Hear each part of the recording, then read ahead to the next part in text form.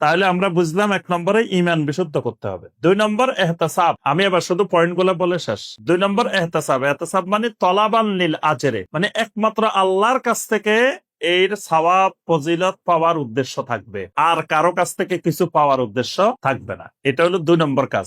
3 নম্বর হলো সিয়াম, রমাদান মাসে সিয়াম পালন করা। 4 নম্বর সুন্নত যে ইবাদত গুলো আছে, যেমন ইফতার, সাহারি, আরো যা যা ইবাদত আছে এগুলো বেশি বেশি করা। 4 নম্বর ইফতার মানুষকে করানো, তাফতির, এটা রমাদানের একটা গুরুত্বপূর্ণ ইবাদত। নবী সাল্লাল্লাহু আলাইহি ওয়াসাল্লাম বলছেন, যে ব্যক্তি একজনকে ইফতার করাবে আল্লাহ পাক তাকে ওই রোজাদারের সিয়াম পরিমাণ সওয়াব দান করবেন। 5 নম্বর ইফতার শুরু করতে হবে সুন্নত দিয়ে। প্রত্যেকটা ইবাদত সুন্নতের সাথে করতে হবে। ইফতারের শুরুতে বিসমিল্লাহ, যে দোয়া আছে আল্লাহুম্মা লাকা সুমতু ওয়া আলা রিজকিকা আফতারতু, এই দোয়া সহিহ হাদিস দ্বারা প্রমাণিত। এজন্য শুধু বিসমিল্লাহ বলে আপনার ইফতার শুরু হবে। ইফতার শেষ হওয়ার পরে যাহাবা জামাউ ওয়াবতাল্লাতিল উরুকু ওয়া সাবাতাল আজরু ইনশাআল্লাহু তাআলা, এটা সহিহ হাদিস দ্বারা প্রমাণিত। এইভাবে প্রত্যেকটি ইবাদতের ক্ষেত্রে সুন্নতের অনুসরণ করতে হবে। 6 নম্বর বেশি বেশি কিয়ামে রমাদান। কিয়ামে রমাদান আসলে 8 রাকাতের মধ্যেও সীমাবদ্ধ না, 20 রাকাতের মধ্যেও সীমাবদ্ধ না। কিয়ামে রমাদান শাইখুল ইসলাম ইবনে তাইমিয়া রাহিমাহুল্লাহ, ইমাম ইবনুল কাইয়িম রাহিমাহুল্লাহ,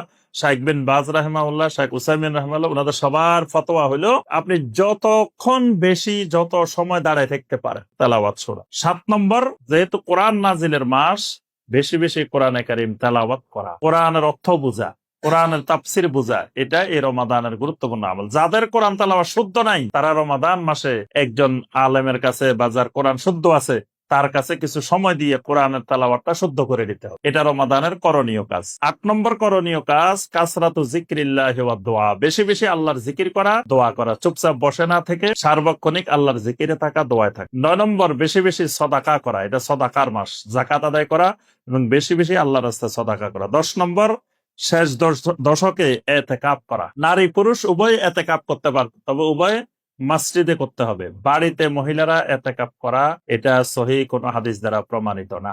নবী সাল্লাল্লাহু আলাইহি ওয়াসাল্লামের স্ত্রীরা কখনো ঘরে এতেকাব করেন নাই। সাহাবায়ে কেরামের কোন মহিলারা ঘরের মধ্যে এতেকাব করেন নাই। এতেকাবটাকে আল্লাহ পাক সম্পৃক্ত করেছেন শুধুমাত্র মসজিদের সাথে। ওয়ালা তুবাশিরুহুন্না ওয়া আনতুম আকিফুনা ফিল মাসাজিদ, মানে এতেকাবের সম্পর্কটা মসজিদের সাথে। নারীরাও এতেকাবে থাকবে মসজিদে, যদি ব্যবস্থাপনা থাকে তাহলে মসজিদে থাকবে, ব্যবস্থাপনা না থাকলে থাকবে না। কিন্তু অনেকে ঘরের কোনায় এতেকাব করে, এই ঘরের এতেকাব করা এটা কোনো হাদিস দ্বারা প্রমাণিত। 11 নম্বরে বেশি বেশি ইস্তেগফার করা, রমাদানের করণীয় আল্লাহর কাছে ইস্তেগফার করা, যেহেতু এটা মাগফিরাতের মাস। 12 নম্বর আপনার হালাল উপার্জনের দ্বারা জীবন নির্বাহ করা, কারণ হারাম উপার্জন হলে কোনো ইবাদত কোনো আমল আল্লাহর কাছে কবুল হবে না।